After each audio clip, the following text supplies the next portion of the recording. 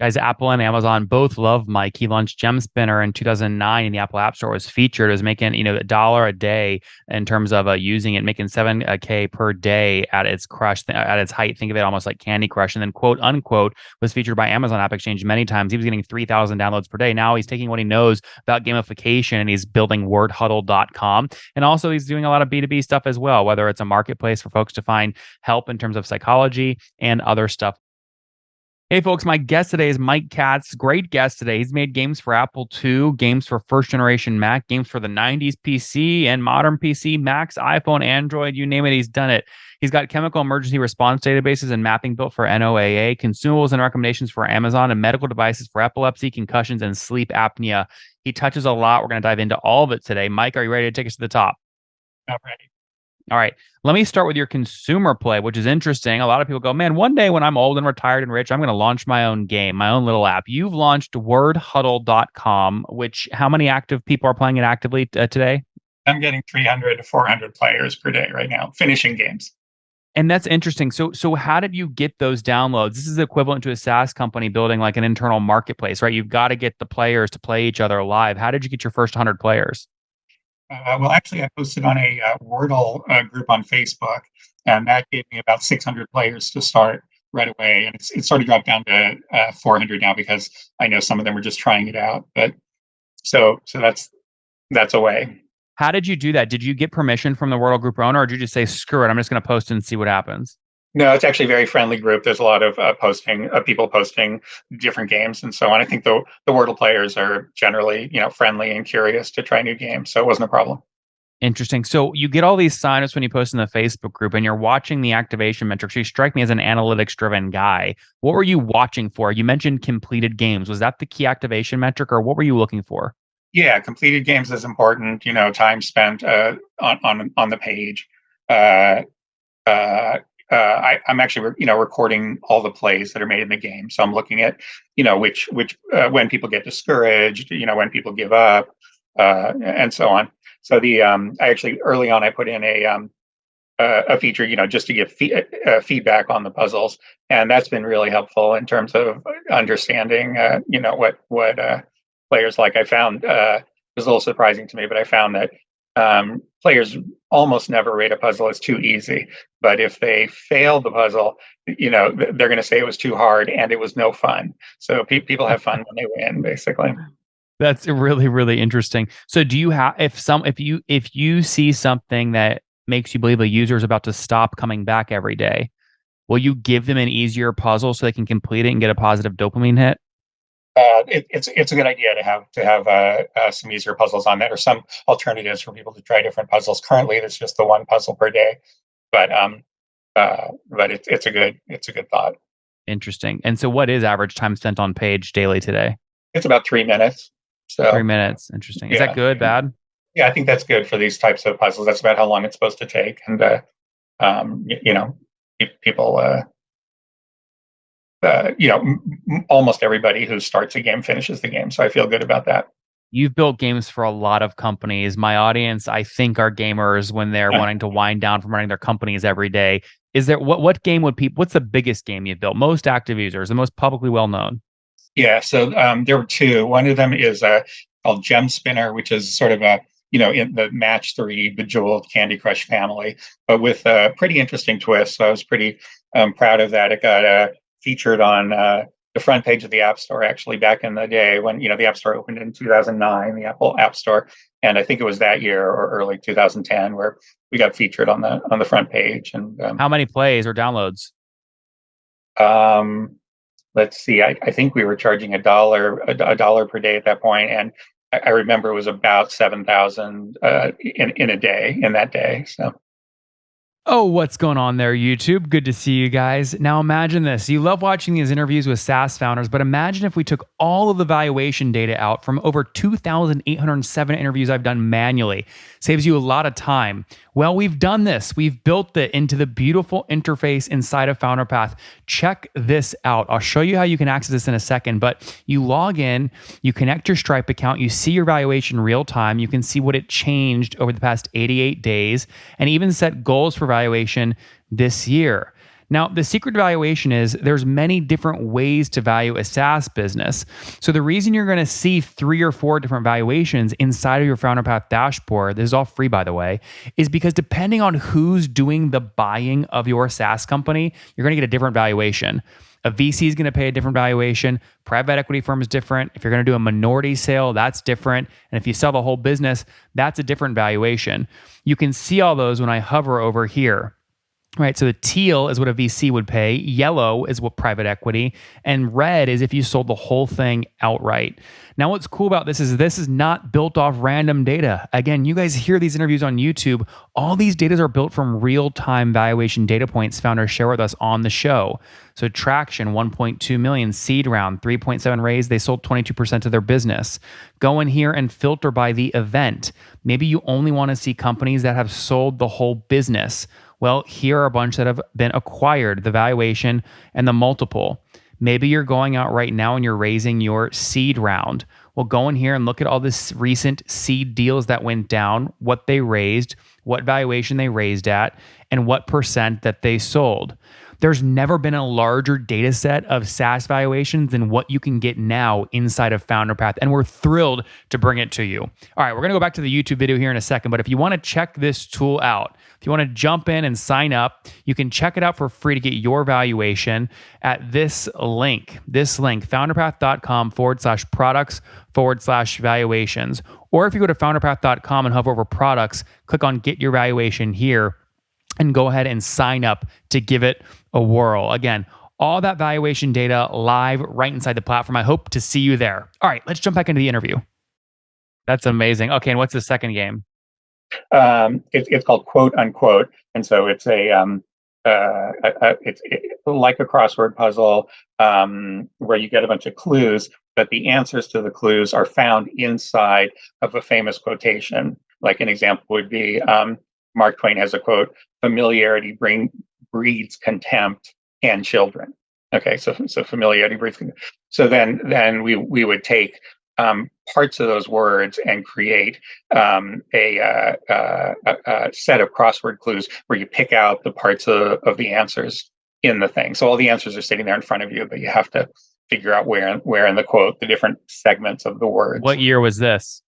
That was probably about 2013, 2014 when we did, and that one had really great success on the Amazon App Store. They used it as the free app of the day multiple times. And so how many downloads did you get via Amazon? I think it was about 3,000 a day when it was featured on the front page. Free or paid? It was all free because that was part of their deal, that they would feature your app, but it is free for that day. So, but it was a good publicity. And so how does all this game theory, how does all this apply to the B2B work that you're doing? You're building some cool stuff for businesses. Well, I mean, at the base level, I guess, programming is programming. So it's all the same in that sense. But a lot of it is just to mix it up. I work for NOAA, the Ocean and Atmosphere Administration, and I do mapping programs and chemical databases for hazardous chemical response. So that's just completely different thing. And then I'm working on a marketplace for psychologists to find clients. So it's a completely different thing. I think a lot of it is just driven by the desire to learn new frameworks. You say, okay, I'm going to do this project and try to use this framework with it. But let's say Noah wanted to, I mean, I hate to say it like this, but let's say Noah wanted to take advantage of all, the train, obviously, issue happening right now. I think it's in Ohio, right? Hazardous chemicals all over the place. Will they say, hey, Michael, figure out a way to gamify this, add some psychology so we can get the awareness spread faster to more people? Okay. I think that would more be related to, with the NOAA products, it tends to be just give me the answer as fast as possible. So there's not a lot of game playing there. The mapping component of it was informed by the graphics knowledge that I got from games. So there's that overlap. And then one tool that I'm building now is sort of a way for indie programmers, indie hackers to document their tech stack. And so there's a lot of information that I want them to be able to document easily. So I'd say the user interface design, in terms of it being as easy as possible to take those steps, is Where can people find that, the tool you're building for indie hackers? that actually is not yet up. But I Not will let you live yet. I'll let you know when What it gets. what would it take for you to quit like your full-time gig and do something, build one of these side projects out? Or are you really just sort of a serial tinkerer and you just want to rely on your full-time gig at Noah to pay the bills? Actually, it's not a full-time gig, so I'm a contractor with them, although I'm working with a group that I've worked with for years. And the hours are very flexible. When there's deadlines, of course, you have to meet them. But if it's not a crunch time, I can work half time or quarter time at any time if I need to. So I Interesting. appreciate that. But how do you, some of the most successful SaaS companies start off as agencies. Are you a one-man agency right now? Is that what you call yourself, or do you have a team? I have worked with others in the past on Gem Spinner. I worked with a team of artists, but right now I'm just doing this stuff on my own. So, like Wordhuddle, for instance, is just driven by feedback from family, friends, and users, and I'm just doing all the graphics, all the work. That's interesting. So are you a guy that, sorry, you actually wouldn't enjoy taking something from 1 to 10? You really like to take a bunch of stuff from 0 to 1? Well, I think you have to, just have a lot of irons in the fire to hope for, something to really catch on. So, there's different attitudes about, whether working on multiple projects is going to spread you too thin and you're not going to be able to give anyone the focus it needs. But for me, 3 or 4 projects going, it's a good balance. Yeah. Yep. Well, we'll certainly see what happens. I just have a sense that folks that have your kind of DNA, they end up building the big SaaS companies of the world. So on that note, though, let's wrap up here with the famous 5. Michael, what's your favorite book let's do it on game design and creativity. Well, I think I would actually say Drawing on the Right Side of the Brain, which is an old book, but I read it about 20 years ago. And it's just to teach people how to draw, but it's you realize after a while what it's really teaching you is how to see. And that was a really important insight for me, that sort of like bad drawings come from bad seeing. And it opened up a sort of a world to me that I hadn't known about. I love that. Number 2, is there a founder that you're following or studying? There's a guy named Damon Chen who's doing really well. He made testimonial.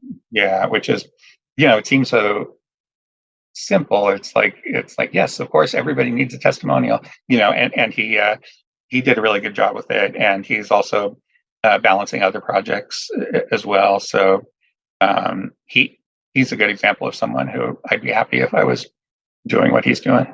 Yep. No, he's great, and he's using FounderPath, which we love, and he's growing nicely. So number 3, what's your favorite online tool for doing all these projects that you do? Well, so online tool. I'm trying to think. I've used Figma a bit, but I tend to just draw my mock-ups directly in paint.net, for Windows. I got fast at that. So I'm trying to think of online tool. I rely on Visual Studio Code and a bunch of plugins constantly. That's sort of my That's good. Most efficient tool. Yeah. Number 4, how many hours of sleep do you get every night? Boy, that's a tricky question. I would call it maybe 3 plus 2 plus 1, which reflects two naps that I. All right, 6. Yeah. That's good. Yeah, and what's your situation, Michael? Married, single, kids?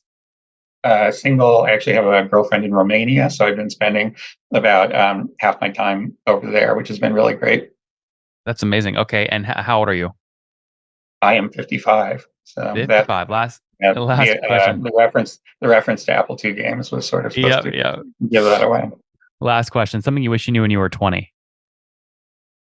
Wow. I think this idea that online was going to be the way to go. I think, with the network speeds that we had back then, you just couldn't imagine, being able to have this conversation online. And so I wish that I was sort of had known that, or someone had told me, like, this stuff's going to get really fast. So think about that. Guys, Apple and Amazon both love Mike. He launched Gem Spinner in 2009 in the Apple App Store. Was featured. It was making $1 a day in terms of using it, making 7K per day at its crush, at its height. Think of it almost like Candy Crush. And then quote unquote was featured by Amazon App Exchange many times. He was getting 3,000 downloads per day. Now he's taking what he knows about gamification and he's building Wordhuddle.com. And also he's doing a lot of B2B stuff as well, whether it's a marketplace for folks to find help in terms of psychology and other stuff. We'll see what happens next. He really enjoys Damon Chen at Testimonial. On that note, Mike, thanks for taking us to the top. Okay, thanks a lot.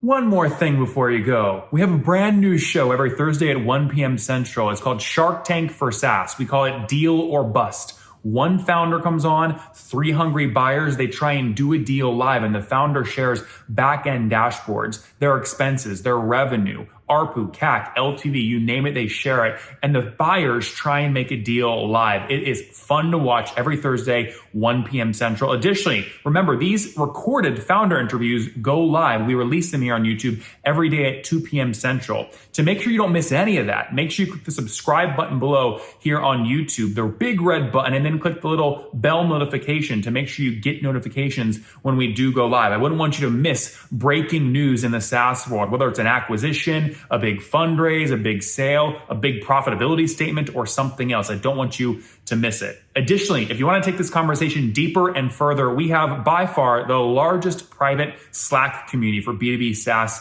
founders. You want to get in there. We've probably talked about your tool if you're running a company or your firm if you're investing. You can go in there and quickly search and see what people are saying. Sign up for that at nathanlatka.com/Slack. In the meantime, I'm hanging out with you here on YouTube. I'll be in the comments for the next 30 minutes. Feel free to let me know what you thought about this episode. And if you enjoyed it, click the thumbs up. We get a lot of haters that are mad at how aggressive I am on these shows, but I do it so that we can all learn. We have to counter those people. We got to push them away. Click the thumbs up below to counter them and know that I appreciate your guys' support. All right, I'll be in the comments. See ya.